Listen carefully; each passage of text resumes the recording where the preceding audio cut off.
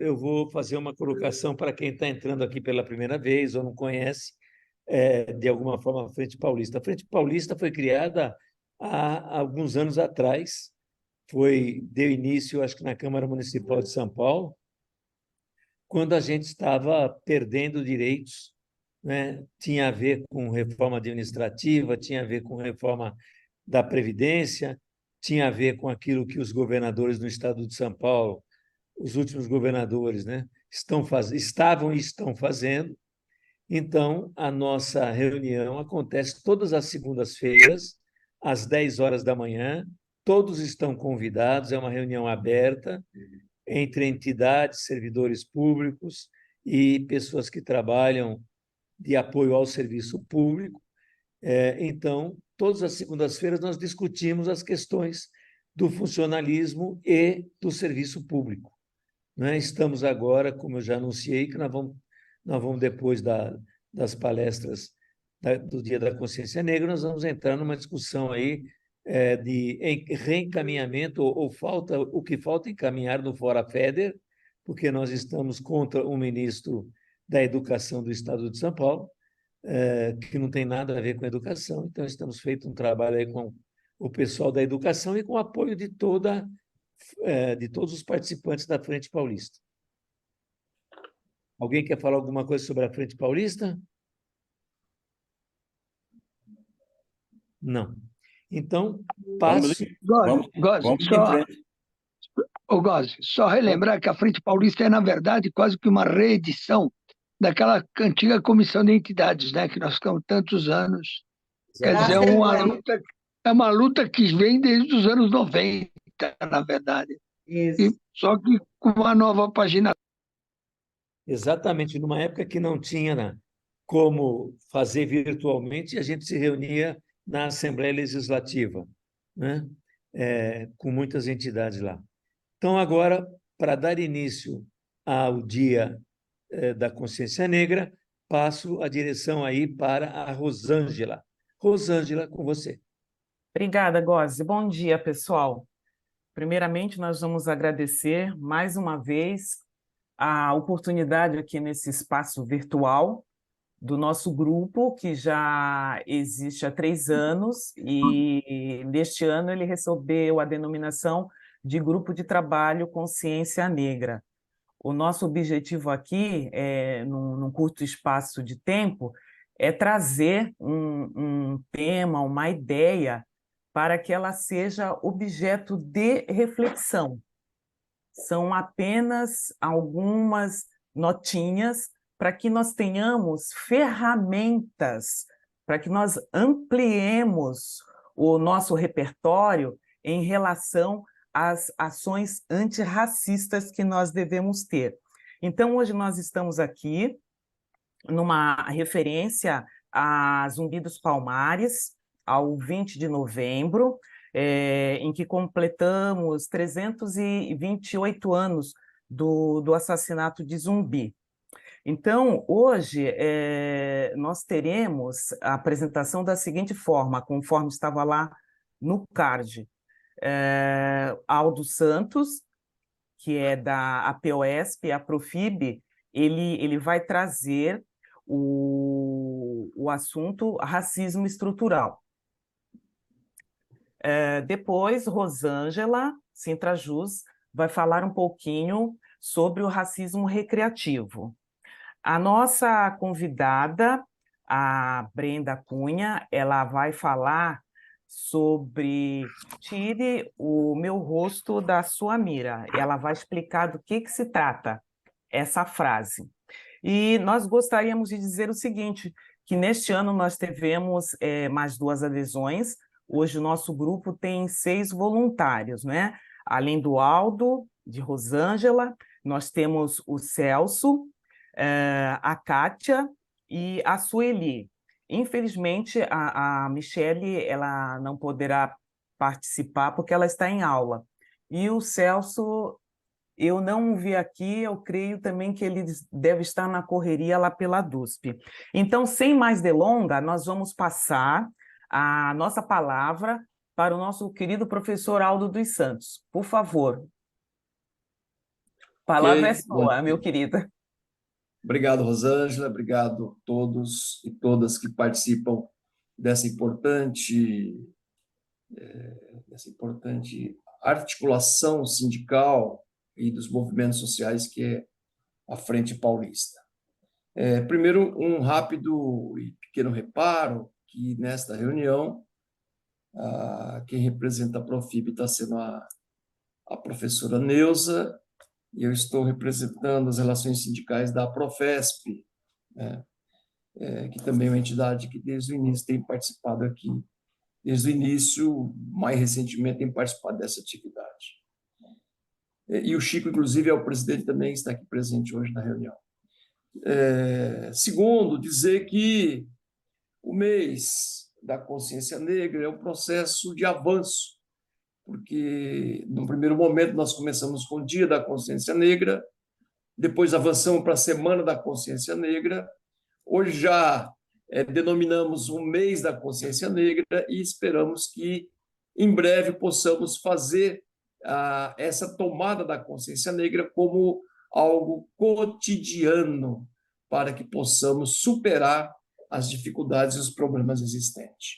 Mas hoje ficou para mim falar um pouco sobre o importante livro publicado pelo Silvio Almeida, que é ministro dos Direitos Humanos, que é O Racismo Estrutural. Aliás, uma obra imperdível, uma obra necessária para todo sindicalista, para todo militante e para a população em geral fazer sua leitura. O livro é um livro pequeno, até do ponto de vista de página, numericamente, mas é um livro muito denso, com quase 250 citações, além de uma vasta bibliografia. É um livro, digamos assim, que precisa ser dominado pela militância para que ela se localize nos últimos debates, nos últimos conflitos que tratam dessa polêmica que é a questão do racismo em nossa sociedade.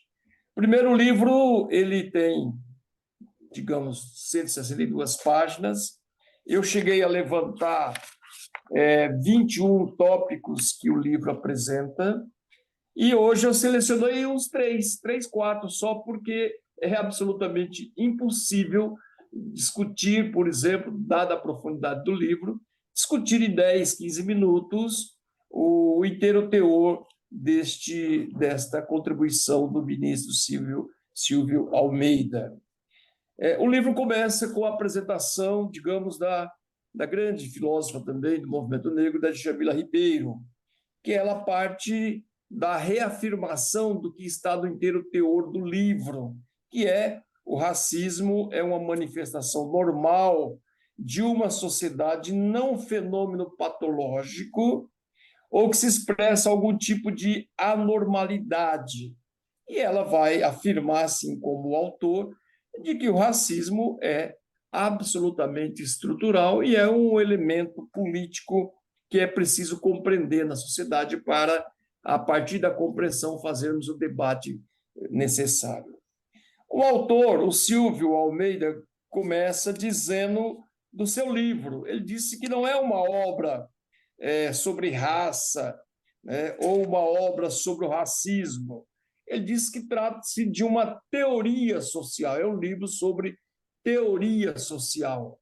E ele avança nesse debate, né, e vai levantar aspectos importantes e fundamentos importantes que não dá para nós aprofundarmos aqui diante do tempo muito pequeno que nós temos. Ele vai levantar o aspecto dos fundamentos filosóficos e depois também vai falar dos fundamentos jurídicos, que não será possível falar aqui nesta manhã, mas os fundamentos filosóficos que ele vai tratar, ele vai recuperar o debate que vem a partir, por exemplo, logo após, digamos assim, a superação do período medieval. Nós temos dois grandes movimentos, que é o Renascimento, do século XV ao século XVI, e depois o Iluminismo, do século XVII ao século XVIII. Mas esse debate é um debate que tem seus antecedentes. Se você pegar, por exemplo, na filosofia, a partir de Aristóteles, por volta de de 400, 350 a.C., você vai ver que o debate da escravidão já estava presente na sociedade grega, né? Já estava presente, e ele foi, de certa forma, legitimado pelo próprio Aristóteles, claro que tem uma profundidade maior nesse debate, a partir da naturalização como uma coisa natural, a existência de dois grupos humanos, um para servir, para poder trabalhar, para poder desenvolver, assegurar o desenvolvimento da sociedade, e outro grupo que era um grupo que nasceu, digamos assim, dentro de um privilégio, dentro de uma aristocracia grega, e que esse grupo, então, tinha o direito de gozar a vida, enquanto os outros tinham o dever de produzir essa condição para que esses pudessem fazer isso. Aliás, a própria Marlene Chauí, no seu livro de filosofia, ela trata disso, dizendo que a filosofia já nasce com esse estigma, né, de que aqueles que têm o direito ao ócio produtivo, entre aspas, produtivo, né, se estava situado no contexto daqueles que mantinham esse ócio, portanto, a partir dos escravos que mantinham essa condição. Então, esse debate é um debate que se arrasta na sociedade. E nós vamos, então, localizar esse debate a partir de 1444, na modernidade agora, a partir de 1444, onde nós vamos ter, digamos assim, um ato institucional, que é o primeiro leilão de africanos escravizados por portugueses, em 1494, diante de Dom Henrique, na Vila dos Lagos, em Portugal. Portanto, uma cerimônia que ocorre em 1444, institucional e, digamos assim, estruturante, né, que ele se apresenta como uma possibilidade, a partir de então, de que a escravidão ela agora vai entrar numa roda que girava a economia de vender pessoas da África, e Portugal lidera isso nesse primeiro momento. Então, é um debate extremamente importante. Por que eu estou dizendo isso?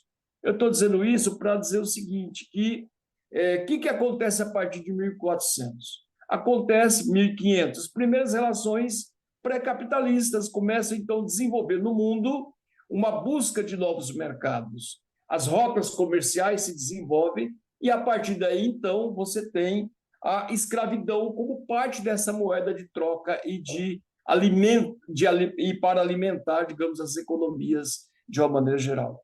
Mas, voltando ao autor, nesse contexto que ele vai trabalhar com os fundamentos filosóficos, ele vai dizer que o iluminismo tornou-se o fundamento das grandes revoluções liberais, né? O iluminismo, que é um movimento do século, digamos, do século XVII, século XVIII, o iluminismo, né, o momento onde que vamos dar luz ou vamos trazer a luz da compreensão à sociedade até então. E nesse movimento, o que se pregava as revoluções inglesa, americana, francesa, a busca de reorganizar o mundo numa longa, né, transição do feudalismo para a sociedade capitalista, em que a posição filosófica buscava o quê? Buscava uma certa universalização do homem, os direitos universais do homem, da sociedade, né, que mostra-se extremamente importante, e era a necessidade que eles buscavam para o processo dito de civilizatório. Claro que esse processo vai redundar depois no que nós vamos chamar de um processo de colonização. Portanto, o mundo europeu, o eurocêntrico, de uma maneira geral, a compreensão eurocêntrica, de uma maneira geral, ela se desenvolve a partir dessa busca da universalização das relações éticas, morais e da própria economia, mas o colonialismo ele vai ser fruto dessa busca e dessa dominação econômica de forma objetiva. E, portanto, com a brutalidade e a má-fé do colonialismo é um exemplo perfeito, digamos assim, do antiliberalismo, porque você vai ter, então, um problema que um país, por exemplo, que foi colonizado pela França, ele vai dizer o seguinte: opa, nós queremos a universalidade, nós queremos direitos universais, nós queremos a liberdade, portanto, nós queremos acabar com a escravidão. Então, ele vai encontrar na Revolução Haitiana um problema sério para eles, que eles também queriam essa liberdade. E o Haiti era um país absolutamente de negros, escravizados e colonizados pela França, e eles falam até então, bom, nós queremos também que essa revolução, que esses direitos que estão assim, que estão declarados pela igualdade, a liberdade, a fraternidade, nós também queremos isso. E aí nós vamos ter, em 1804, a independência do Haiti, e isso gerou nesses países do mundo europeu, falou, opa, tem alguma coisa que não está certa aqui, porque nós pensamos um mundo dominado pela perspectiva eurocêntrica, mas, ao mesmo tempo, nós estamos percebendo que os escravos estão ousadamente também querendo esse mesmo universo. E isso foi observado pelos mesmos com um certo medo e desconfiança do que estava acontecendo. É nesse contexto que a raça emerge como um conceito central para que a aparente contradição entre a universalidade da razão e o ciclo de morte e destruição do colonialismo e da escravidão possa operar simultaneamente como fundamentos irremovíveis da sociedade contemporânea. Então, o que acontece a partir de então? Acontece que eles introduzem o debate da raça enquanto forma de reafirmar a escravidão e a dominação, e então você vai ter, neste momento, os países avançando fortemente nesse processo de colonização, nesse processo de escravidão. Claro que aqui nós temos o que pensa alguns filósofos nesse momento, nós temos o que pensa, por exemplo, Hegel, né? Nós temos vários outros filósofos mais posteriormente, como Kant e outros também, vão entrar nesse jogo de desconstrução, de agredir. Hegel falava que os africanos eram povos sem história, bestiais e envoltos em ferocidades e superstições. Para a gente ter ideia de que esses filósofos hoje são, digamos assim, referência, digamos, universal do conhecimento, mas nunca se denuncia também o quanto eles contribuíram com o processo da escravidão. Portanto, gente, e no século XIX nós vamos ter uma nova leitura, perspectiva positivista de uma maneira geral. Num salto histórico, o autor vai dizer de que, dentre as várias percepções do racismo hoje, ele vai definir 3 momentos do racismo existente. Primeiro, vai dizer que tem uma concepção do racismo individual, tá certo? É concebido como uma patologia, uma normalidade. É aquela discussão que todo mundo, digamos assim, de certa forma, reproduz. Olha, eu não sou racista, é um absurdo ter racista nos dias de hoje, eu não sou racista, meus amigos são negros, então eu não sou racista. E ele vai caracterizar isso como uma tipologia, como um tipo de racismo existente e presente fortemente na sociedade, que ele vai chamar de racismo individual, que está presente no cotidiano. Outra concepção que ele vai tratar é sobre o racismo institucional.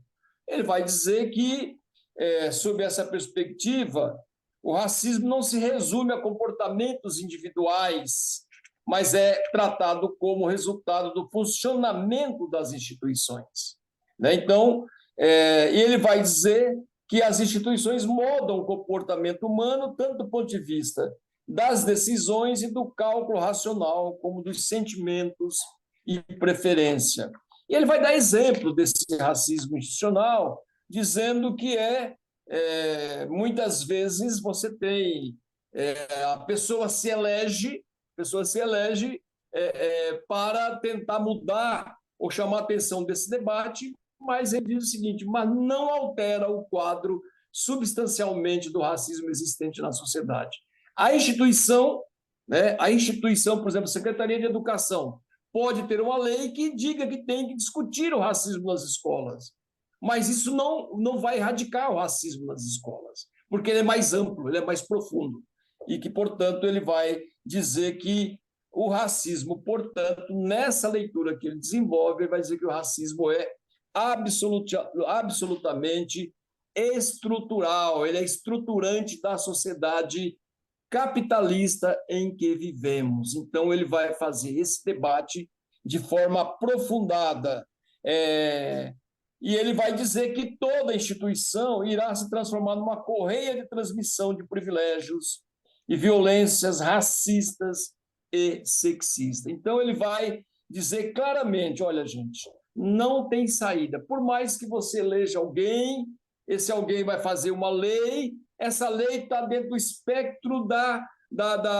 do sistema em que vivemos, né? Está dentro desse espectro do sistema que nós estamos vivendo. Ele, portanto, vai dizer que, em resumo, o racismo é uma decorrência da própria estrutura social, ou seja, o modo normal com que se constituem as relações políticas, econômicas, jurídicas e até familiares, não sendo uma patologia social nem um desarranjo institucional. O racismo, ele afirma categoricamente, é estrutural, é da gênese do próprio capitalismo a existência do racismo. E aí nós vamos avançando nesse debate, e ele vai dizer, portanto, é um problema político e econômico, é uma estrutura de sociedade onde o racismo tem um lugar, tá certo, que faz parte dessa correia de dominação. Depois ele vai levantar, eu estou fazendo recorte, porque o livro é profundo. Depois ele vai levantar a naturalização do racismo. Ele vai citar o exemplo dele. Ele diz, olha, na USP eu estou lá como negro numa sala de estudo antropológico, filosófico, né? E é natural, estou ali tranquilo, vejo grande parte dos alunos todos brancos, e eu, negro, fico naquela condição também de um pouco como intruso, mas ele diz o seguinte, aí você olha do lado, você tem as pessoas que fazem a faxina, as pessoas que limpam, as pessoas que organizam a vida praticamente analfabetas e negras. E isso é natural. Quem está lá dentro, na sala de aula, não se incomoda por isso, porque o racismo está estruturado, está naturalizado enquanto uma condição da própria existência pacífica, como se nada tivesse acontecendo neste processo. Ele vai também levantar aspectos que eu julgo importante, que é o problema da representatividade. E ele vai dizer de que é fundamental de que exista representatividade, por exemplo, o movimento negro quer eleger um parlamentar, um deputado, vereador, e ele vai dizer o seguinte, a força da eleição, o reconhecimento intelectual de um homem negro, especialmente de uma mulher negra, não pode ser subestimado quando se trata da realidade dominada pelo racismo e pelo sexismo. Ademais, a representatividade é sempre uma conquista, mas ele vai dizer o seguinte, a visibilidade dessa representatividade, a visibilidade negra não é ainda o próprio poder, é uma parte do poder, mas ele está dizendo que é importante, ele não está negando, mas ele está dizendo o seguinte, ainda não é o poder negro, ainda não é o poder de igualdade, ainda não é o poder capaz de quebrar essa situação, e ele vai dizer que o racismo não se resume a um problema de representatividade, mas é uma questão de poder real. O fato de uma pessoa negra estar na liderança não significa que esteja no poder, e muito menos que a população negra esteja no poder. Não sei se vocês percebem que ele vai trabalhando isso, diferenciando o que é a luta do movimento negro e, ao mesmo tempo, dizendo o seguinte, olha, não tenhamos ilusão. Não tenhamos ilusão. Por mais pressão que nós vamos exercer na sociedade, esse poder está estruturado de tal forma que nós vamos nos deparar cotidianamente com práticas racistas, com práticas que depõem contra toda essa nossa condição. A representatividade é sempre institucional. Olha aqui. a representatividade é sempre institucional e não estrutural. Mas ele está dizendo que nós não devemos lutar? Não, devemos lutar, devemos ocupar os espaços, mas também não podemos nos iludir, achar que nós já conquistamos o poder diante disso. Por quê? Porque o poder é muito maior do que esse próprio debate. Claro que aí depois, eu sei que o tempo aqui não é ilimitado, ele vai continuar o debate falando o racismo ligado ao Estado, ele vai recorrer às políticas desenvolvidas por Michel Foucault, Mbembe e outros teóricos também, ele vai discutir tudo isso, e ele vai chegar num ponto que eu pretendo já ir fechando, que é a questão de raça e classe, ele vai dizer o seguinte, outra questão que tem sido suscitada debate em torno da relação entre racismo e economia está no dilema entre raça e classe. O problema, essa questão tem dividido o movimento negro e as organizações políticas, mas, no seu entender, em torno de uma falsa polêmica, de um falso dilema. São indivíduos concretos, ele vai afirmando, concreto que compõe as classes à medida que se constitui concomitantemente como classe e como maioria nas condições estruturais do capitalismo. Assim, classe e raça são elementos socialmente sobredeterminados. E ele vai citar, por exemplo, Clóvis Moura, que dizia que a escravidão constitui-se como uma manifestação da luta de classe, ele vai reafirmar isso. E também ele vai buscar outras argumentações, que o negro foi obrigado a disputar a sua sobrevivência social e cultural, e até mesmo biológica, em uma sociedade secularmente racista, na qual as técnicas da seleção profissional, cultural, política e étnica são feitas para que ele permaneça imobilizado nas camadas mais oprimidas, exploradas e subalternizadas. Ele vai também dizer sobre esse dilema, ele vai citar, por exemplo, luta de classe e luta de raças. Ele vai citar Florestan Fernandes, que é um grande sociólogo brasileiro, né? Dizendo que é o seguinte, uma não esgota a outra e tampouco uma não se esgota na outra. Uma não esgota a outra e não se limita a essa própria situação. E o Florestan Fernandes, na citação que ele utiliza aqui, vai discorrer sobre essas questões de formas objetivas.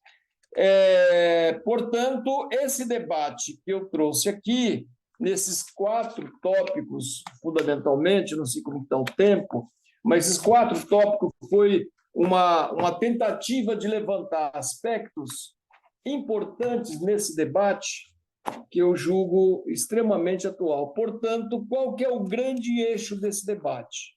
É dizer o seguinte, que mesmo o racismo estrutural, ou mesmo as práticas de racismo cotidiano, individual, institucional, essas práticas não devem alimentar a permanência do racismo na sociedade. E também não é um álibi dizer que nós temos racismo estrutural, portanto, eu posso também verbalizar o que eu quiser do ponto de vista da agressão da condição humana por quem quer que seja. Em síntese, nós podemos dizer o seguinte, ou nós destruímos o capitalismo, porque o capitalismo tem na sua gênese essa proposta objetiva de transformar pessoas, anseios, lutas em mercadoria, ou nós vamos levar muito tempo combatendo aspectos, digamos assim, individuais, o que deve ser combatido, combatendo ou representando aspectos institucionais, que também deve ser avançado, mas nós precisamos ter uma dimensão maior de que o racismo, de que a escravidão faz parte de uma engenharia, de uma mecânica de dominação, que ela nasce a partir desse, digamos assim, desse primeiro leilão, entre aspas, porque Quando chega ao leilão oficial, é porque já estava rolando a captura de negros nas mais variadas, digamos assim, sociedades ou grupos africanos. Então, eu queria tratar sobre isso. Eu vou, em breve, tentar estruturar um curso sobre esse livro. Eu vou tentar estruturar um curso sobre esse livro, porque isso aqui é uma violência contra o autor. Eu pensar algumas coisas, né, para trazer aqui de forma sintética, para justificar um pouco a narrativa necessária neste mês da consciência negra, mas eu confesso que é um livro extremamente importante. O aspecto jurídico eu não falei, os aspectos antineoliberal também nós não falamos, o aspecto biológico também nós não conseguimos falar aqui, e dizer da importância dessa conversa aqui entre nós. E todos estão convocados para esse grande debate, que é o debate de destruirmos a sociedade que está estruturada nessa condição, nessa forma de dominação, nessa forma de opressão, que é a opressão de classe.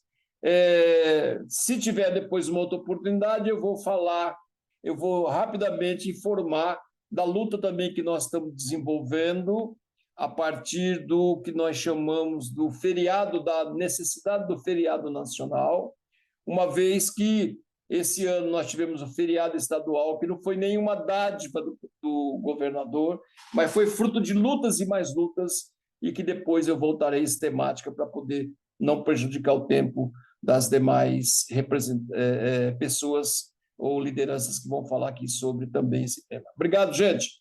E vamos lutar contra o racismo estrutural na nossa sociedade. Muito obrigado. Muito obrigada, Aldo, pela sua contribuição enriquecedora. Vou aqui ainda condensar mais um pouco para deixar tempo para a nossa convidada, que é a combinação de 15 minutos, né? O Aldo foi 21, então vamos lá. Então, sobre o racismo recreativo. Eu vou reproduzir aqui um pensamento da antropóloga, filósofa, escritora e feminista Lélia Gonzalez. Ela dizia: a gente não nasce negro, a gente se torna negro. É uma conquista dura, cruel e que se desenvolve pela vida da gente afora. Então, hoje, cada um de nós está se tornando aqui um pouco mais negro, porque está a se conscientizar do que acontece, um pouquinho dos problemas que são enfrentados a partir do racismo estrutural e a partir do racismo recreativo. Quando nós falamos em recreativo, já vem aquela ideia para a gente assim, de diversão, de entretenimento, de satisfação, prazer. E o racismo recreativo ele vai por essa linha de piada, de humor, mas que é ofensivo. Aí nós pensamos assim, por que nós temos que chamar, ainda hoje, a atenção das pessoas para a luta antirracista? Uma boa parte delas fala assim, mas não existe racismo no Brasil. Nós somos uma democracia racial, não existe isso.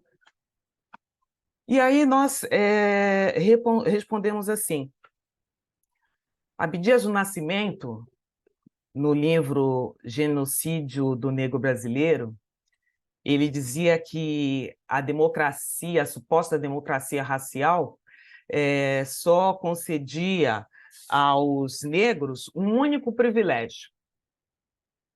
É aquele de se tornarem brancos por dentro e por fora. E aí nós temos a noção do que é a branquitude. Nós sempre falamos em negritude, mas nós temos a branquitude também, como contraponto, que é a construção da identidade racial branca. Mas fala, nossa, mas por que se fala tanto em raça, se nós sabemos, vamos dizer assim, que nós somos da raça humana? Na verdade, nós somos da espécie humana. Mas nós precisamos falar em raça 1000 vezes. Por quê? De uma forma social, de uma forma política, para tratar de desigualdade social, nós temos que falar de raça. É um componente. Não é aquele componente no sentido genético, o biológico. Já foi comprovado que não há superioridade genética entre brancos, negros, amarelos, indígenas. Mas nós precisamos falar em raça por causa de políticas públicas.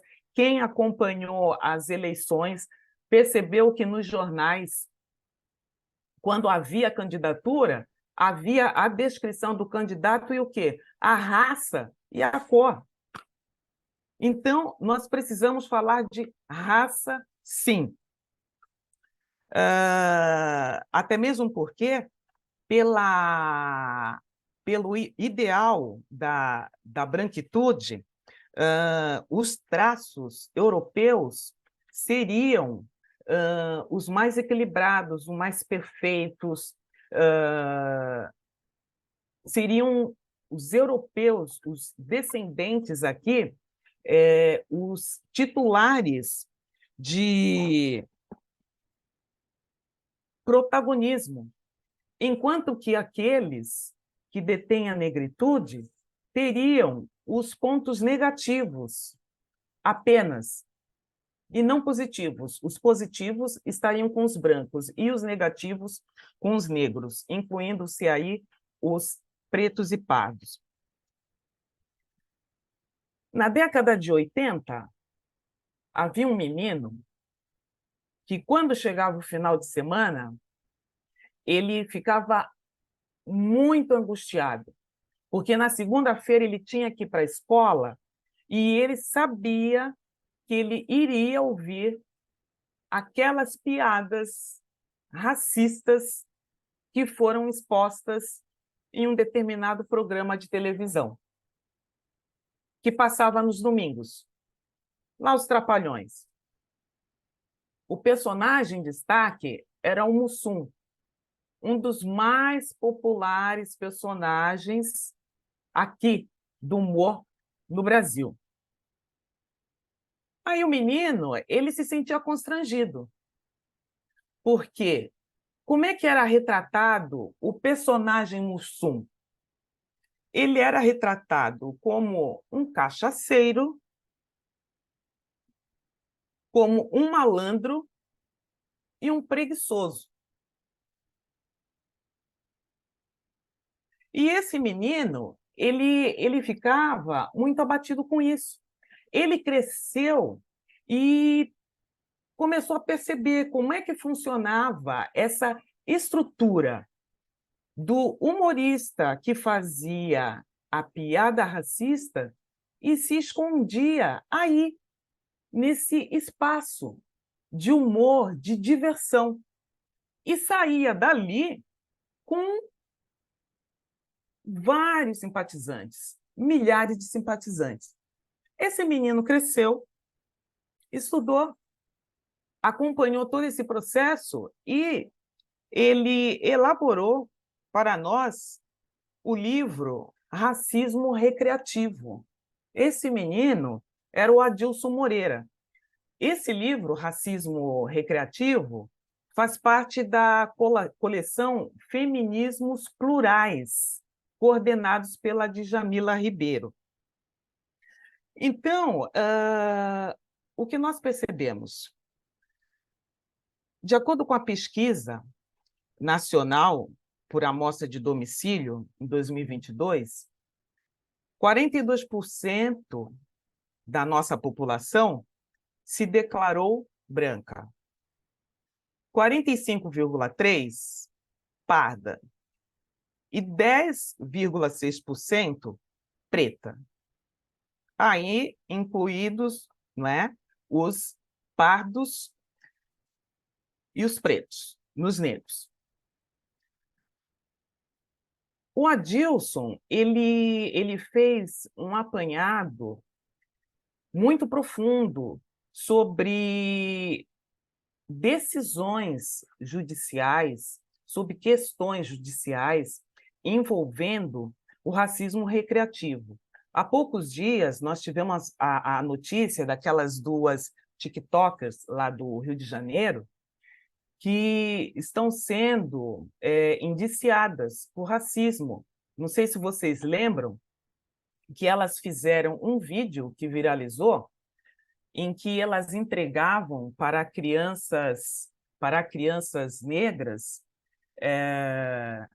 um macaco de pelúcia e bananas. As crianças receberam um presente e, por exemplo, a menina que recebeu o macaco de pelúcia, ela abraçou o presente e foi exposta. Uma menor, uma criança, foi exposta porque a TikTok estava fazendo um videozinho referente ao humor. Ela só queria distrair as pessoas, isso no entendimento dela. Mas ela causou uma baixa autoestima nessas crianças. Quando o racismo ele se instala, ele causa isso e pode levar até ao suicídio. É uma questão muito grave. As piadas racistas, como forma de humor, elas expressam, elas tratam de estereótipos. Nós temos figuras estereotipadas. Então, quem não quer pensar, quem não quer raciocinar, usa o estereótipo, uma imagem já formada, cristalizada pela sociedade, pelo nosso grupo social. As pessoas brancas usavam o argumento de que possuíam amigos negros, funcionários negros. Nós sabemos que no ambiente de trabalho acontece muito racismo recreativo, com piadinhas, com chacotas, com risinhos, tudo isso muito significativo. Então, tudo não passava de uma brincadeira. Pessoas que agrediam funcionários em prédios, depois eram indiciadas, eram denunciadas em delegacia. O que elas faziam? Elas chamavam um outro negro funcionário do prédio para dizer simplesmente: olha, mas esse aí que é o ofensor, ele passava e ele me dava bom dia, ele me dava boa tarde, ele me dava boa noite. Quando o caso chegava na justiça, o que acontecia? A nossa justiça, ela é formada, na maioria, por pessoas brancas. Chegava o caso, e o que acontecia? Ah, mas será que eu vou condenar essa pessoa? Eu vou estragar a vida dela, eu vou prejudicá-la. Será que não é melhor entender que não houve dolo, que não houve a vontade de ferir, não houve a vontade de humilhar o ofendido?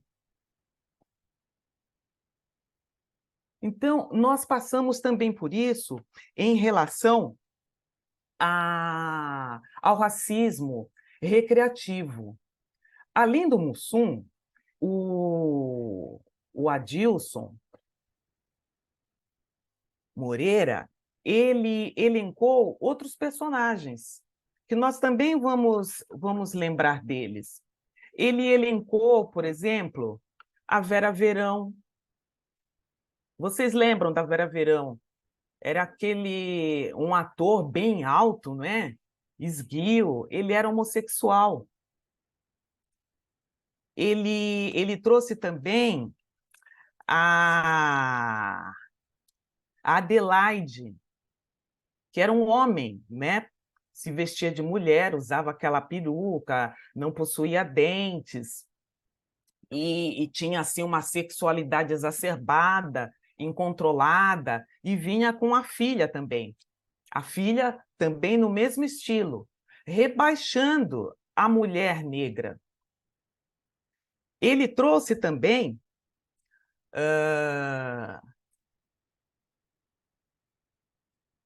um outro componente que é muito importante, foi também muito famoso e chamava muita atenção, porque a aparência dele foi feita para isso. O Tião Macalé. O Tião Macalé era um personagem que não possuía a maior parte dos dentes inferiores e nem superiores. E ele sempre estava assim, com aquela ideia de conquistar mulheres, e mulheres brancas. Então, ele era sempre rechaçado, rejeitado. Ali nós percebíamos que a masculinidade do personagem era atingida. Então, eram todos nesse sentido. Assim, dá para entender como aquele menino, como outros meninos e meninas se sentiam ao ver na televisão esses personagens que aviltavam a figura não só do homem, mas também da mulher negra. E aí nós podemos pensar, mas eles tinham que trabalhar, eles estavam ganhando, mas a que preço? A que preço? Se violentando diante de uma câmera para ter um suposto sucesso. Hoje nós temos até... Já teve um documentário sobre o Mussum, tem um filme também, mas esse tipo de ideia não é tratada na película. O fato dele ser toda hora chamado de negão, de macaco, isso não passa assim como simplesmente piada. Mais nada.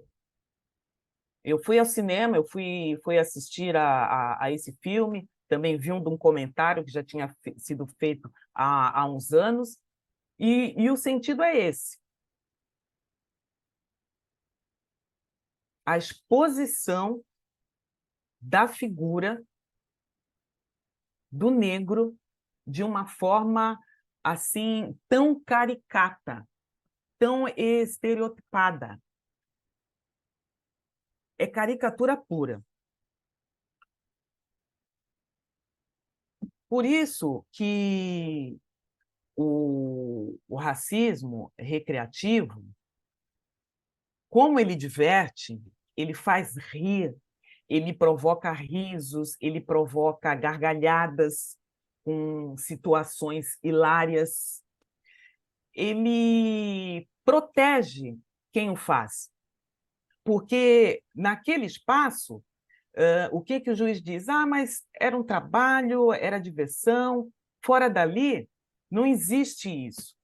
Mas acontece algo muito grave.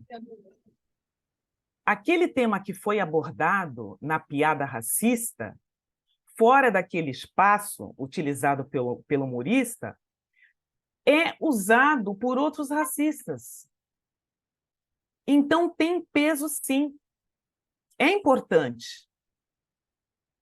Tem que ser visto de uma outra forma.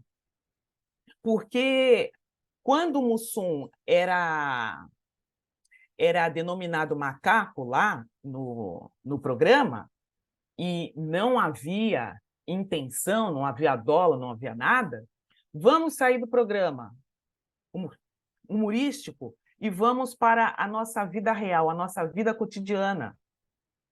Quantos homens e mulheres já foram xingados de macacos?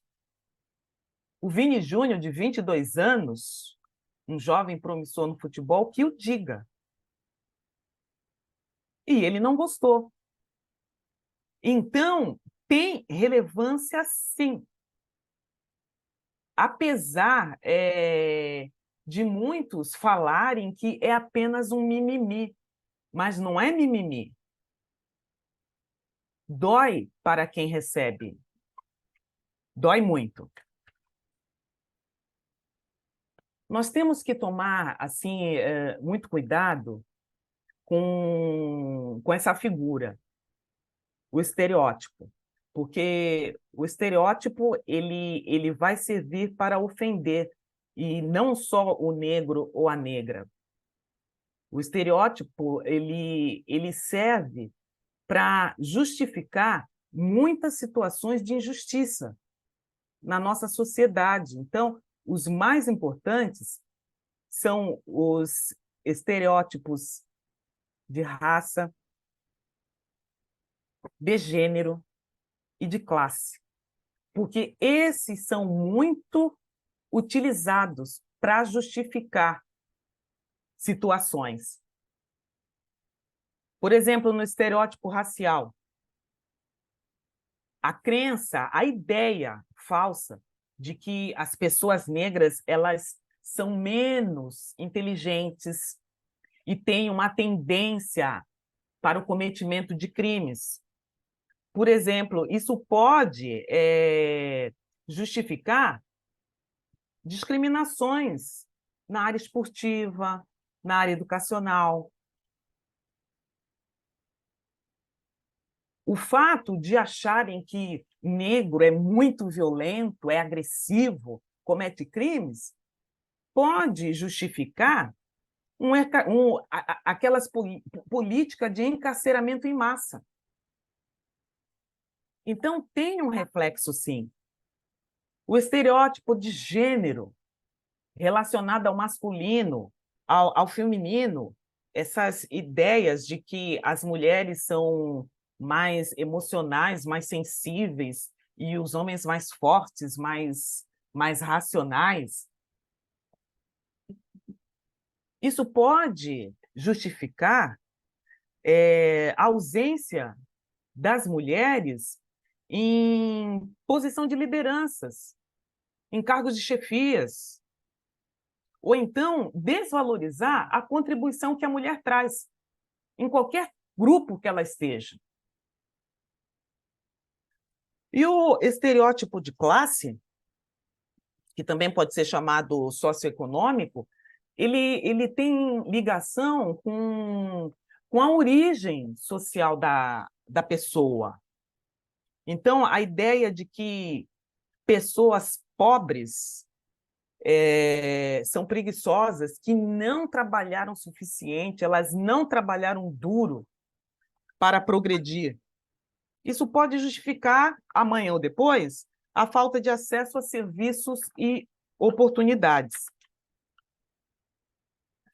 Nós também sempre temos aquela desculpa em relação à piada racista, ao humor recreativo, que está havendo liberdade, é o exercício da liberdade de expressão que todos nós temos e que é protegido constitucionalmente.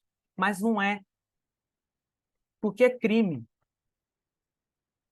Nós não vamos fazer apologia de crime, porque isso também é um crime. Então, é muito fácil utilizar esse guarda-chuva do direito à liberdade de expressão. E nós sabemos, voltando aos estereótipos, que nós temos muito mais, né? Mas estes são os mais importantes. E dentro da obra do Adilson Moreira, ele fala, por exemplo, em relação ao Mussum, que era o personagem bêbado que ele reputa que é o mais importante, né? Mussum, ele estava quase sempre em um bar, em uma situação que envolvia bebidas. Em qualquer contexto, ele falava, gesticulava como uma pessoa bêbada. E isso era uma premissa da superioridade do homem branco, porque os demais personagens, homens brancos, eles sempre estavam sóbrios. Só o personagem do Mussum, alcoolizado.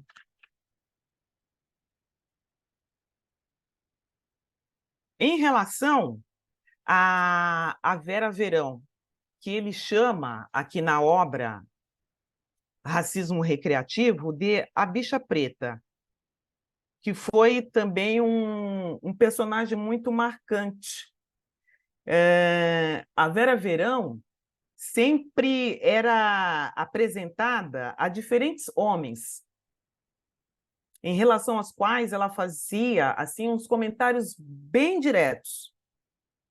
E é importante frisar que todos esses homens aos quais ela era apresentada eram brancos.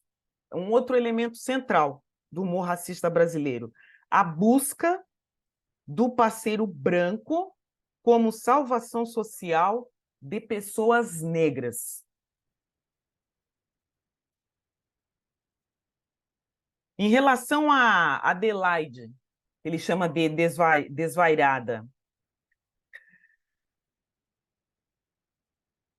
atingia mulheres negras pobres.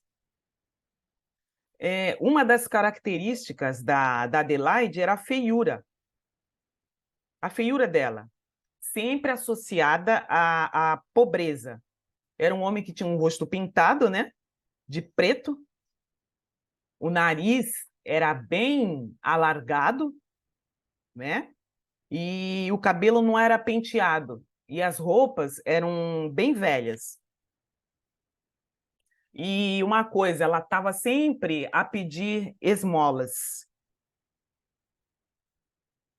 E não tinha, assim, nenhuma etiqueta social. Ela não era educada. Agora, as pessoas às quais ela pedia a esmola, elas tinham, assim, uma referência de respeitabilidade social. E ela não. Ela era sempre, assim, tratada como a desprezível. Esses programas com esse valor apelativo em relação às piadas que atingem a aparência, a postura de negros e negras, esse tipo de programa, há anos, ele era muito apreciado. O programa fazia muito sucesso. Então, hoje, com o conhecimento que nós temos e com a possibilidade de falar, hoje nós temos essa possibilidade de falar. Isso não era conversado há anos. Aqui, na Frente Paulista, nós criamos esse espaço. Então, hoje, nós podemos trocar ideias a respeito. Porque não é mais tratado como um mimimi. É algo que atinge, que ofende, que faz adoecer, que reduz a autoestima da pessoa. Agora, imagine uma criança. Não é à toa que o autor do livro, o Adilson Moreira, quando criança, como ele se sentia oprimido pelas imagens. Porque ele sabia que no dia seguinte ele seria alvo, ele teria que ouvir todas as gracinhas. E outra coisa, esse tipo de piada deixa o objeto da piada, o negro, a negra, numa situação sem respeito. Não é respeitada a figura.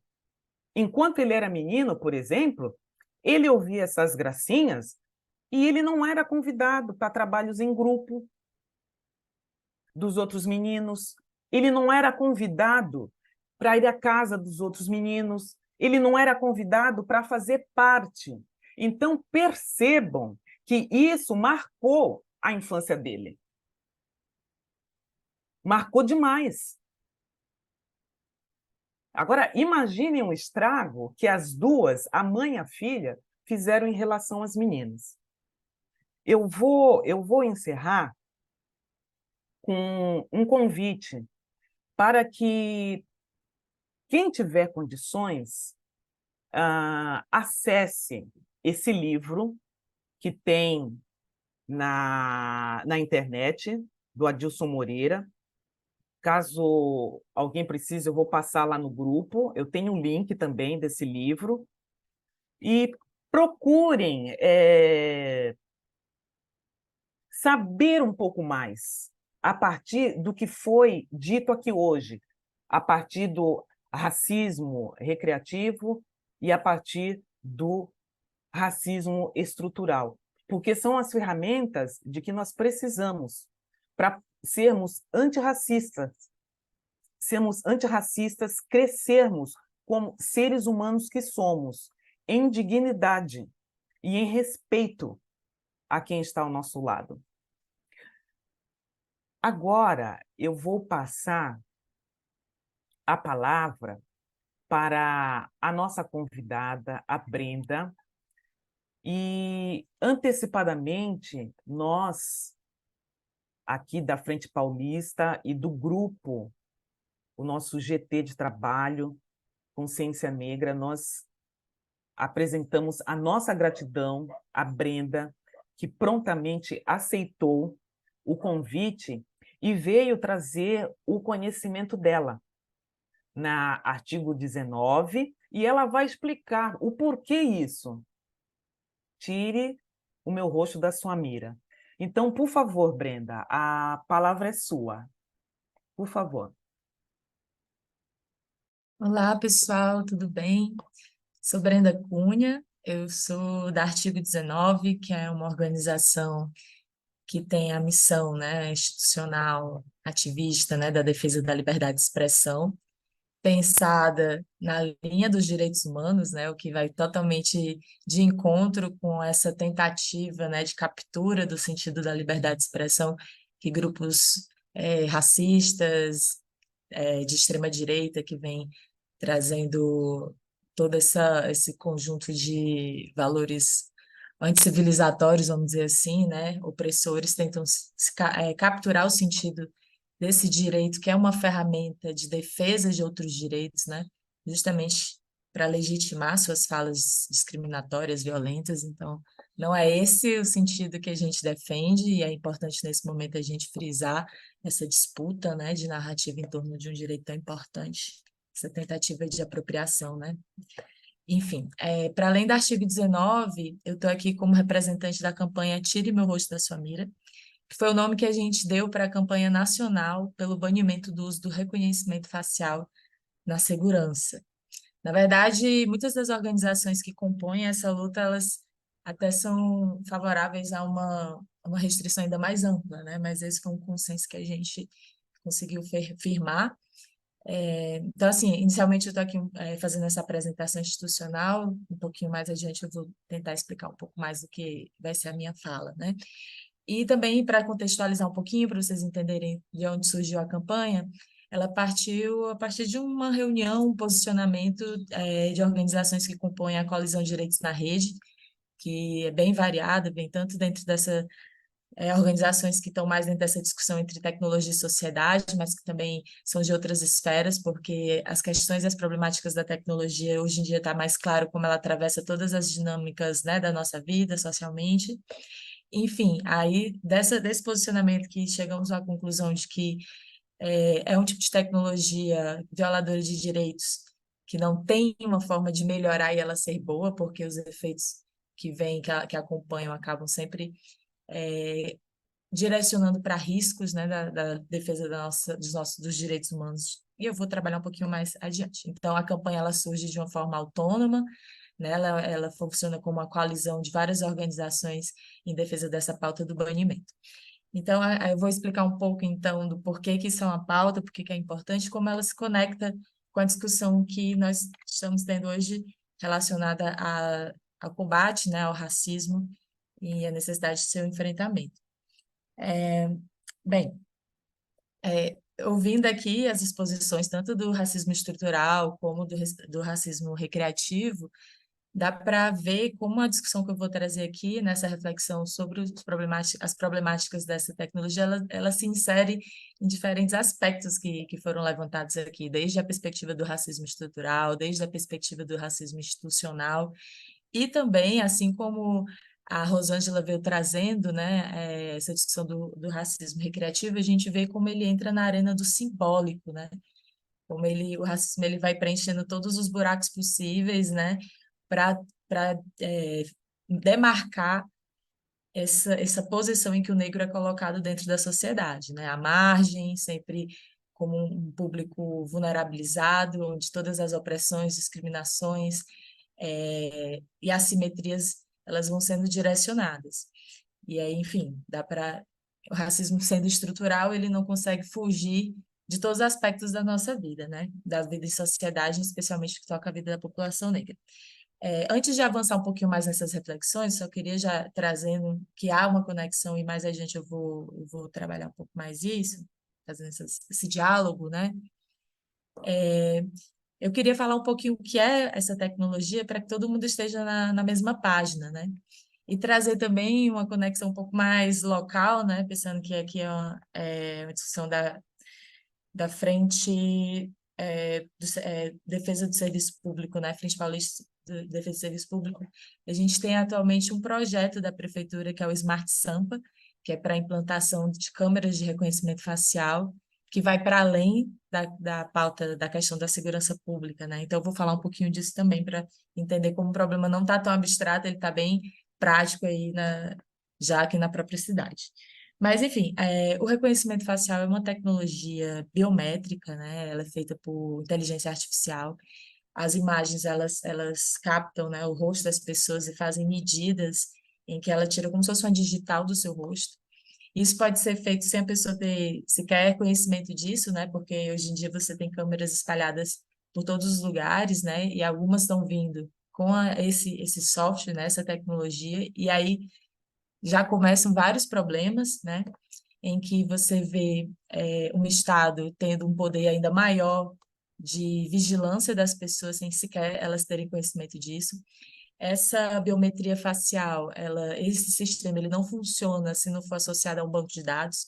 Então, quando ele é implementado com a justificativa da segurança pública, sempre é dito que é para perseguir foragidos, né? Então, tem um banco de foragidos, mas, na verdade, qualquer banco de dados pode ser colocado aí. Então, a gente vive numa sociedade hoje em dia que toda a nossa vida é digitalizada, né? Os nossos passos, os nossos consumos, né? E o poder público, ele detém bases de dados variadas da população, né? Se você pensar de previdência, de carteira de motorista, e por aí vai, né? A gente, para ter um serviço público, a gente precisa dar os nossos dados. Então, quando você espalha tecnologias de vigilância, câmeras por toda a cidade, e permite essas tecnologias serem associadas a outras formas de vigilantismo, tem leitores de placas, e cruzar com bancos de dados que têm praticamente toda a sua vida, onde você mora, onde você trabalha, quanto você ganha, qual é o seu carro, com quem você se relaciona. E a China, por exemplo, é um país em que essa tecnologia está bem difundida. Enfim, só para vocês entenderem um pouco o alcance que tem, né? Então, isso vai para além de, eu não devo nada, então não tenho o que temer, não é bem assim.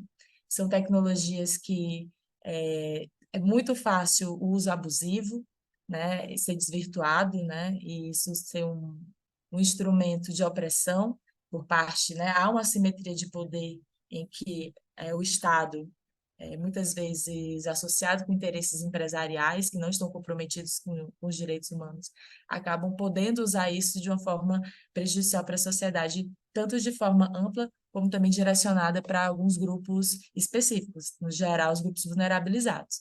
Então, assim, a gente vê que esse tipo de tecnologia, ele não compatível com o que a gente considera dentro de princípios de uma sociedade democrática, né? Em que todo mundo é tratado como suspeito, em que não há transparência desde o processo de compra, como o próprio funcionamento dos sistemas e o uso que é feito deles, em todas as camadas não há transparência. Se não há transparência, não há controle social, né?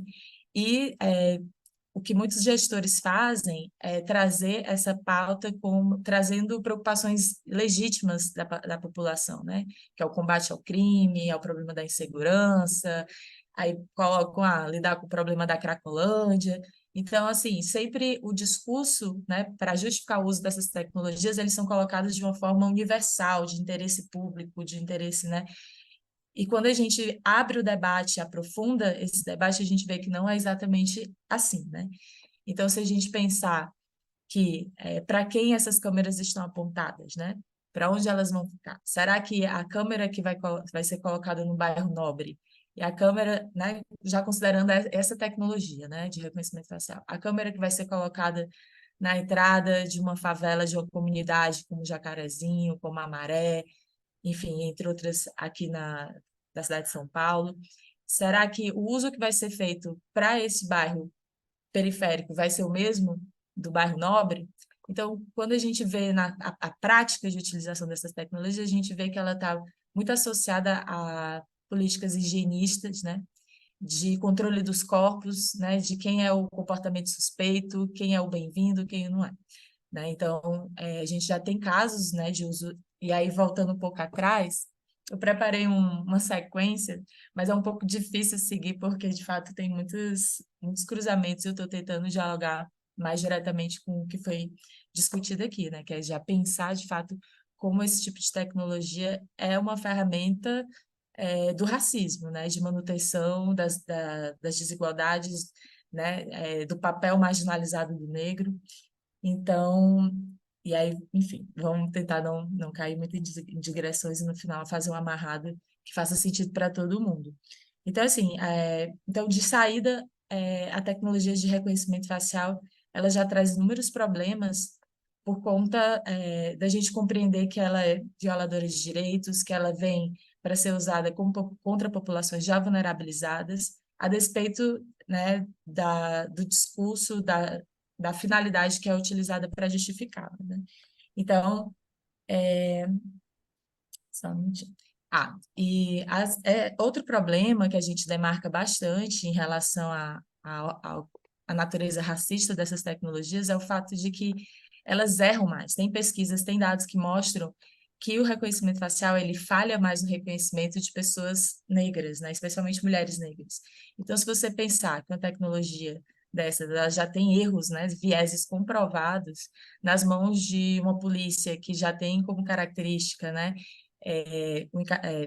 a letalidade policial contra pessoas negras, o encarceramento de pessoas negras, a truculência policial. Então, ela reforça um comportamento que já existe a partir de erros, né? E a gente tem casos de falsos positivos, né? Que é esse erro, quando eles identificam uma pessoa com a base de dados de uma forma errônea, né?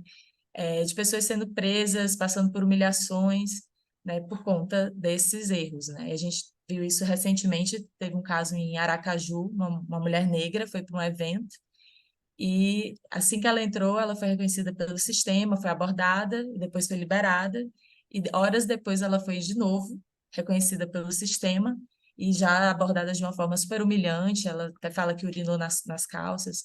Então, imagine uma tecnologia dessa, que errando, ela é um problema, por conta já da estrutura que a gente tem, né, do que é a segurança pública no Brasil, e também se ela funciona perfeitamente, porque são tecnologias que têm uma capacidade de, elas funcionando bem, uma capacidade de vigilância em massa, de identificação de alvos específicos, então de rastreamento, né? Então, na mão de governos autoritários, isso já é um problema. A gente tem um histórico no país recente envolvendo outras tecnologias que podem ser agregadas, né? De usos, né? Temos aí o governo Bolsonaro, né? De outras formas de tecnologias de vigilância para a identificação de opositores, né? A gente tem casos desses, né? A gente tem problemas de segurança da informação, de vazamento de dados, e aí lembrando que esses sistemas eles precisam funcionar a partir de uma base de dados ampla. Enfim, de uma forma geral, é uma tecnologia que é totalmente funcional para governos autoritários, e isso põe em xeque, né, põe riscos, né, da população, do seu exercício de liberdade de expressão, desde o protesto, desde direito à cidade, de circular livremente. Então, assim, de uma forma geral, era isso que eu queria trazer, já de ponto de partida, né, do porquê que a gente é contra esse tipo de tecnologia, para além de que elas não resolvem os problemas que propagandeado que elas vêm para resolver, né? O problema da segurança pública, entre outros que a gente tem, eles são problemas estruturais da nossa sociedade que demandam políticas públicas, né? E essas tecnologias, elas são inseridas com um discurso muito comercial, muito político, né? Elas não vêm dentro de uma política de segurança realmente pensada para resolver os problemas de segurança, e sim de uma forma super populista, né? O exemplo da própria Cracolândia, que é uma justificativa que estão colocando, né, no debate aqui em São Paulo, né, pelo menos vindo da parte do poder público, é um problema que a gente sabe que tem uma origem social, tem um problema de saúde pública, não é um monitoramento desses, mesmo que fosse capaz de identificar alguns dos principais traficantes, a gente sabe que isso não resolveria o problema da Cracolândia, até porque prisões já são feitas no Brasil cotidianamente, os presídios só aumentam, crescem, e os nossos índices de violência também crescem, e a gente não vê, de fato, uma resolução dos problemas que, de fato, a sociedade vem sofrendo e precisando de uma solução. Acho que não faltam conhecimentos, né, tanto por parte das organizações da sociedade civil, dos movimentos sociais que tratam no dia a dia dentro da perspectiva popular de segurança pública para trazer soluções, como na própria academia também, especialistas, estudiosos que estão há anos. Então, essas tecnologias, elas vêm de uma forma muito mais para atender interesses de um grupo de empresários que ficam fazendo lobby para a prefeitura, e também para tem um uso político, né, dentro do que essa ideia de que a tecnologia ela é neutra, que a tecnologia ela vem para resolver problemas, e a gente vê que, se você olhar historicamente, o desenvolvimento de várias tecnologias, o que faz ela ser boa ou ruim é a finalidade para a qual ela está sendo aplicada, né? E a gente vê aqui que, quando se trata, né, do que se chamam smart cities, né, ou todas essas inovações, elas vêm para trazer, aumentar os privilégios de quem já é privilegiado, né? Então, uma tecnologia dessa de vigilância num bairro branco, nobre, indivíduos pretos parados na calçada podem ser lidos como atitudes suspeitas. E logo chegar uma viatura, uma segurança privada, para tirar os negros desse espaço, né? Enquanto na comunidade a gente pode ver um uso em que isso serve para esculachar moradores, para perseguir, inclusive, como a gente tem casos, né? Defensores do território, né? Que tem um engajamento mais ativo, né? E que confronta, né? Inclusive as irregularidades que encontram no lugar. Então, a gente tem um exemplo que não tem a ver com Marielle, ou com reconhecimento facial, mas que é um exemplo, a própria Marielle, né, que foi vítima de violência política por ser uma voz dissonante, por ser uma voz de denúncia. Então, mais um outro exemplo, né, quando foi precisar buscar as câmeras para elucidar o problema, a morte da Marielle, essas câmeras sumiram, elas não funcionaram. Então, assim, historicamente a gente vai vendo isso. O discurso que é usado para defender o uso dessas tecnologias, na prática, não é difícil de desmontar e chegar em inúmeros exemplos que mostram que, na verdade, elas não vêm para resolver os nossos problemas, e sim, elas acabam ampliando, né? Aumentando os riscos e violações que a gente já enfrenta no cotidiano. Então, voltando para a discussão do racismo estrutural, a gente vê que é isso, né? Ela já vem, essa tecnologia é um exemplo prático de como ela é usada para fortalecer essa perspectiva de segurança pautada no encarceramento em massa, na qual as pessoas negras, a população negra é a maior parte dessa população.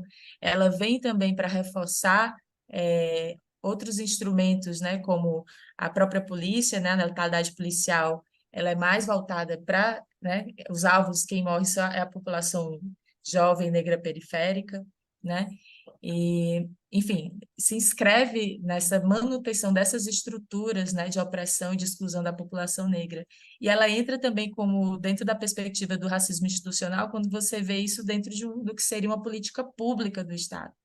Recentemente, foi aprovada uma alteração na Lei Geral do Esporte e conseguiram aprovar nesse dispositivo a obrigatoriedade de implantação do reconhecimento facial em todas as arenas esportivas acima de 20 mil participantes. Então, você vê que, enquanto a gente está aqui tentando ampliar esse debate, que o Estado não faz, né, só faz a propaganda como se fosse algo positivo, não mostra que no mundo todo já há um movimento contrário à incorporação dessas tecnologias, né, já vem, em alguns países já foi banido, né, porque eles já há uma cultura de proteção de dados que aqui não tem, entre outras, né, formas de valorização do que seriam os nossos direitos individuais e civis.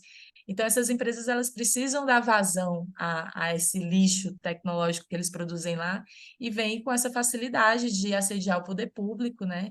Que a gente sabe que não é toda gestão, são raras as gestões que são de fato comprometidas com a pauta popular, né? Então, a gente vai vendo o racismo por meio essas e outras, né, tecnologias se institucionalizando também. E conecta com o que eu tinha, né, com o que foi colocado do simbólico, quando a gente passa a naturalizar, que foi colocado aqui, né, como o racismo, ele por estereótipos, ele vai naturalizando essas discriminações, quando a gente naturaliza que, como tem dados do Observatório de Rede de Observatórios de Segurança Pública, que 90% das pessoas presas por reconhecimento facial, do que foi conseguido levantar de dados, né, porque a gente não tem esses dados, mas o que a gente conseguiu, 90% são pessoas negras. Então, você vai vendo a manutenção desse padrão, da população negra sendo o alvo, sendo o foco, e sendo também as vítimas maiores desse tipo de tecnologia. Então, quando a gente naturaliza isso, que a maior parte dos presos sejam negros, que a maior parte das pessoas assassinadas sejam negros, e que o alvo de uso dessas tecnologias como algo que seja para a ordem, para a segurança, né, também é voltado para pessoas negras, a gente está reforçando o espaço do simbólico, né, de que está tudo bem acontecer, né? Então, a campanha ela vem trazendo esse debate, ampliando, ela reforçando, a gente não é uma estrutura centralizada, né? A gente vem se desenvolvendo há cerca de 3 anos, né, enquanto esse movimento, e a gente vem tentando ampliar esse debate para que as pessoas elas consigam ver a problemática do reconhecimento facial para além de uma questão individual, para além de uma questão de privacidade, né? E sim um problema coletivo, social, e que elas não podem ser toleradas. A gente não pode naturalizar algo tão opressora e violadora de direitos como se fosse legal, assim, como se fosse uma coisa boa, porque vai prender gente se é bom para a segurança. Então, a gente traz a discussão da tecnologia junto com outras discussões, né? A gente está discutindo aí a questão do encarceramento em massa, a gente está discutindo, sim, a questão do racismo, né? A gente não pode achar que é uma discussão meramente técnica, né? Vem por uma discussão técnica, mas ela atravessa muito mais do que isso. Então, o Smart Sampa, eu acabei falando um pouco do Smart Sampa, não sei se todo mundo está ciente do que é esse projeto aqui da Prefeitura de São Paulo.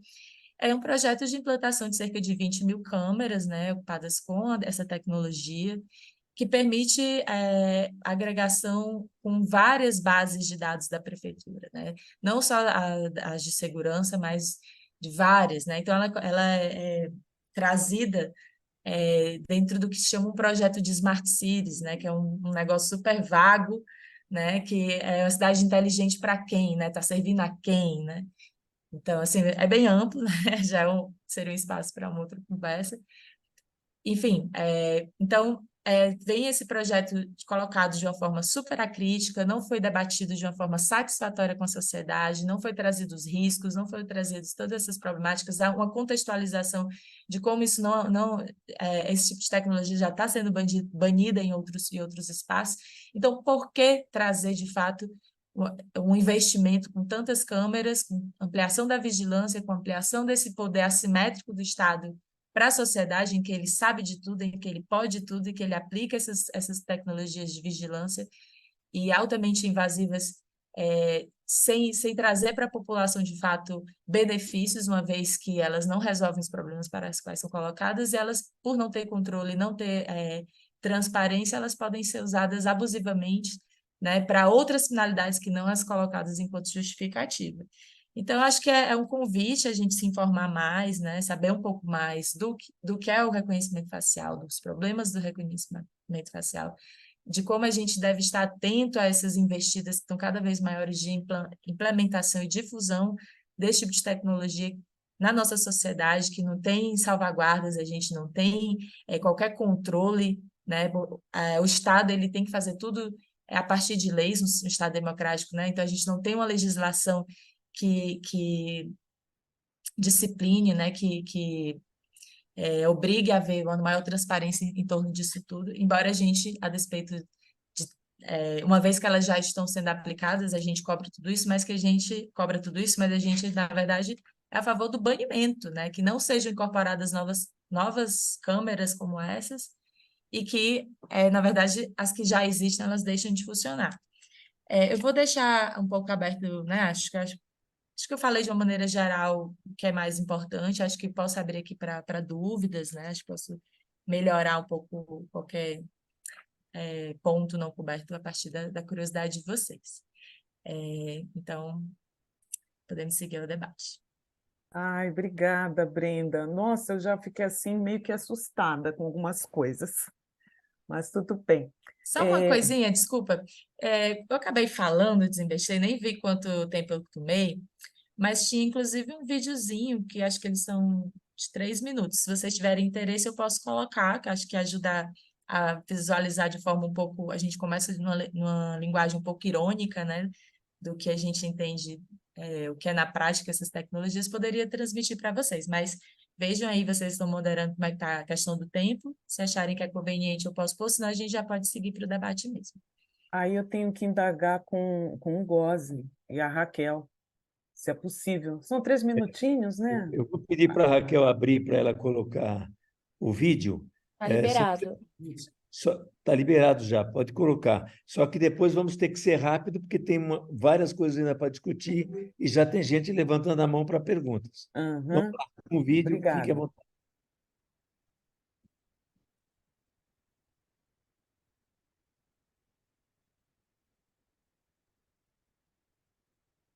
Olá, governante. Eu gostaria de te fazer 2 perguntas. Sua cidade sofre com a violência nas praias e pontos turísticos? Você quer identificar e perseguir manifestantes e opositores do seu governo? Nós temos a solução. Somos uma empresa de tecnologias de reconhecimento facial. Nossa expertise é vender lixo tecnológico para países subdesenvolvidos a preços superfaturados. Tudo isso com a falsa promessa de resolver os problemas da segurança pública. Veja como é simples.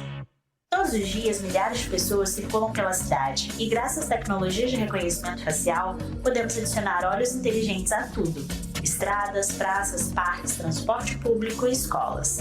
Instalando câmeras por toda a cidade, você passa a vigiar tudo que crianças, jovens, adultos e idosos estão fazendo, sem o conhecimento ou autorização das pessoas filmadas, muito menos transparência sobre quem vai ter acesso a essas informações. Depois de capturar os dados como características do rosto, comportamento e os hábitos da população, o sistema realiza o cruzamento dessas informações com um banco de dados de suspeitos, determinando quem deve ou não ser abordado pela polícia. Nosso sistema foi construído pelos maiores especialistas do mercado, homens brancos, e é por isso que a tecnologia só funciona de verdade para esse público, errando com frequência o reconhecimento de pessoas trans, negras e mulheres. E quem escolhe a taxa de erro aceitável na identificação de pessoas é você, gestor público. Se alguém se parece 50% com o suspeito, melhor não arriscar. O sistema emite um alerta para o celular do policial mais próximo para que ele leve o cidadão ou cidadã direto pela delegacia. Afinal, quem não deve, não teme. Não importa que o sistema de reconhecimento facial tenha falhado em 98% dos casos no Reino Unido, ou se o sistema é ilegal na Europa, Estados Unidos ou Argentina. Ou ainda se empresas como a Amazon e a Google abandonaram esse ramo do mercado por considerá-lo perigoso demais. Esta é uma oportunidade incrível para o sistema de justiça automatizar os erros na identificação de suspeitos. A gente segue enganando a sociedade que a tecnologia é neutra e eficaz, Até porque, se a máquina decidiu, você não tem nada a ver com o encarceramento em massa e o genocídio da população negra e pobre do país. Com todos esses benefícios, você deve estar se perguntando: quanto isso custa? Bem, nossa tecnologia não tem precisão, mas garantimos que muito dinheiro público será gasto, facilitando esquemas de corrupção e desvio de verbas. Quem liga para o que os especialistas dizem sobre uma sociedade mais justa? Quem tem esse papel não está realmente interessado em resolver a violência urbana. Para que investir em soluções como educação, cultura, moradia, se você pode gastar dinheiro público e colocar pobres e negros no seu devido lugar? Se assustou com a mensagem? Nós também. Não existe benefício que justifique o uso de tecnologias de reconhecimento facial por forças de segurança pública, mas esse projeto já está em curso em diversas cidades brasileiras. Desconfie das narrativas criadas para te fazer acreditar que a vigilância do nosso ir e vir pelo governo é boa. O que está em jogo é a nossa privacidade e liberdade. Junte-se a nós. Campanha Tire Meu Rosto da Sua Mira, pelo banimento do uso de sistemas de reconhecimento facial por forças de segurança pública. Nossa, ótimo vídeo. Se eu estava assustada, agora fiquei assustada ao quadrado, a enésima potência. Meu Deus. É assustador mesmo. Obrigada, Brenda. Não De tenho nada, achei que palavras, viu? o vídeo ele ajuda a absorver, né, o que a gente vai falando, o que a gente fala, é tanta informação, e o vídeo ele ajuda, né, a absorver mesmo. Então, achei que seria Nossa, legal passar aqui para vocês. obrigada, sensacional. Então, nós temos o Alexandre, e depois, se as demais companheiras lá quiserem também se pronunciar, fazer alguma consideração, Sueli, Kátia. Vamos lá, Alexandre, por Deixa eu favor. Olha, falar primeiro eu vou para pedir desculpas por ter entrado rapidinho, porque eu estou indo para uma reunião agora lá na Direito.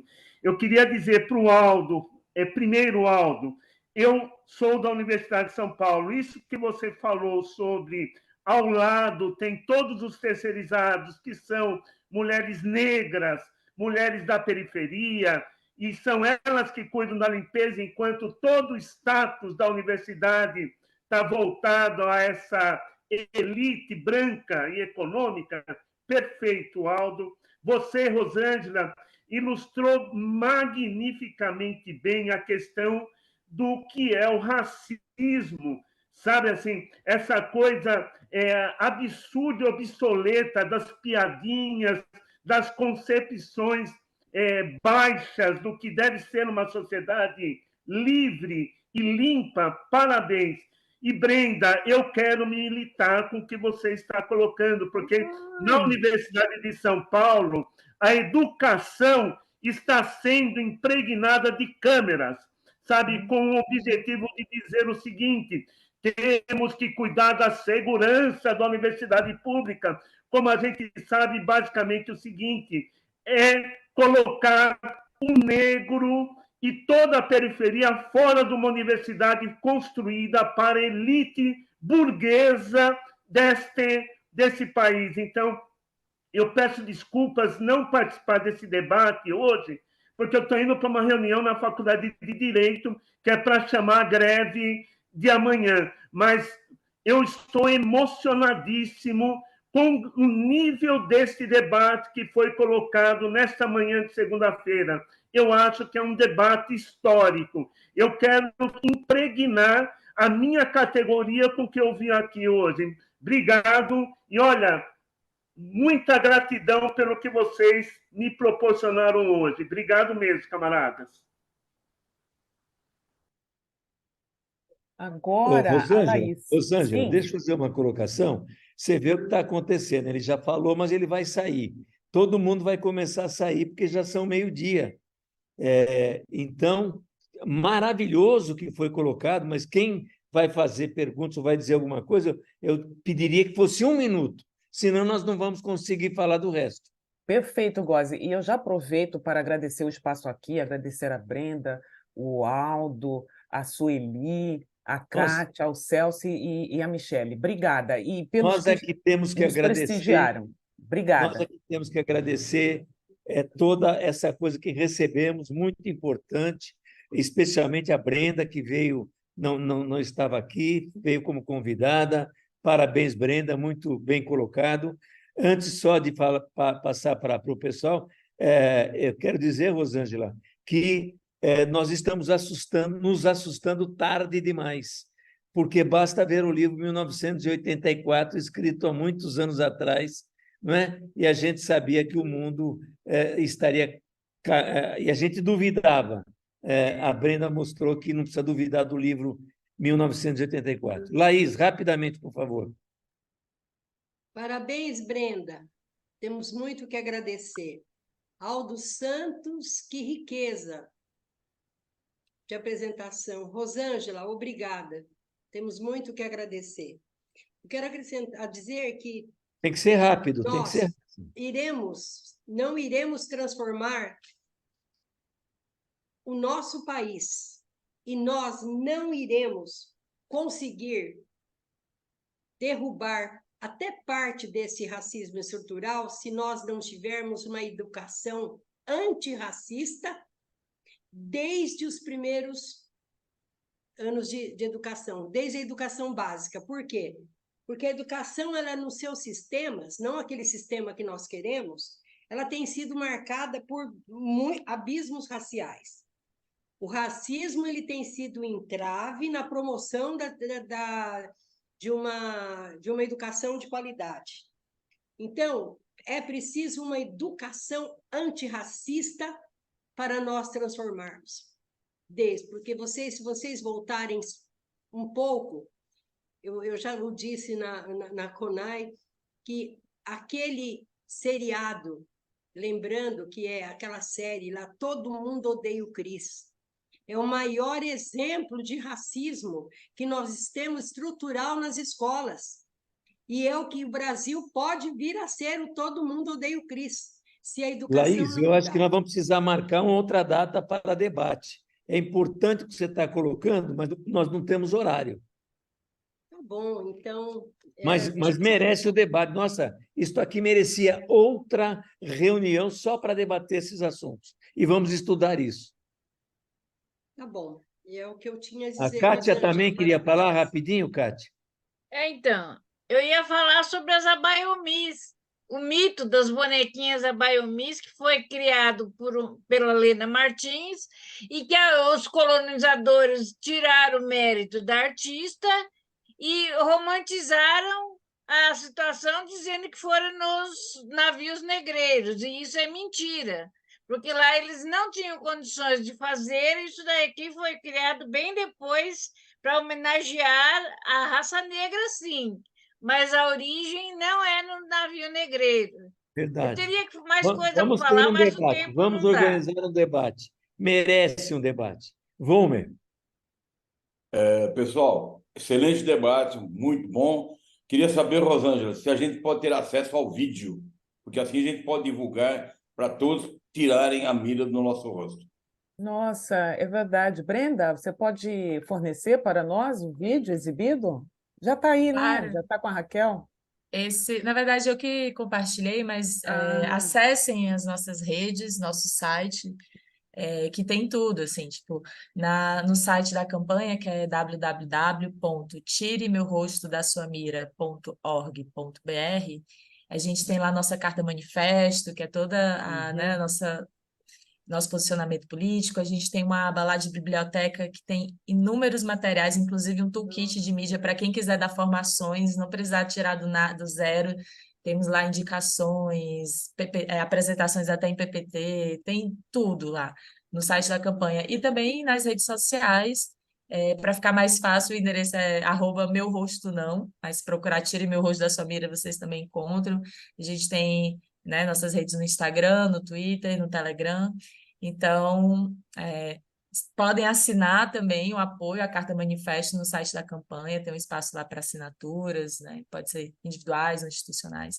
Então, todos esses materiais, eles estão no site. Vocês encontram no YouTube também, mas a partir do site ele já direciona para né, onde ele está publicado. Então, tem lá fartamente à disposição de qualquer pessoa que tem acesso à internet e queiram pesquisar. Mas precisando de ajuda, podem também entrar em contato comigo, que eu passo o que for necessário.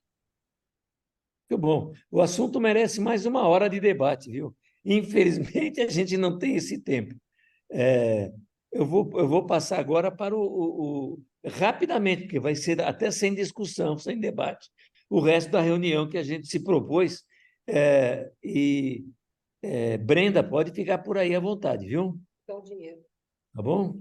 Obrigada, Brenda, mais uma vez, viu? Um abraço. Olha, eu não consegui levantar a mão. Posso falar um pouquinho? Rápido? 1 minuto, nem isso. Gente, senão a reunião, o pessoal está indo embora.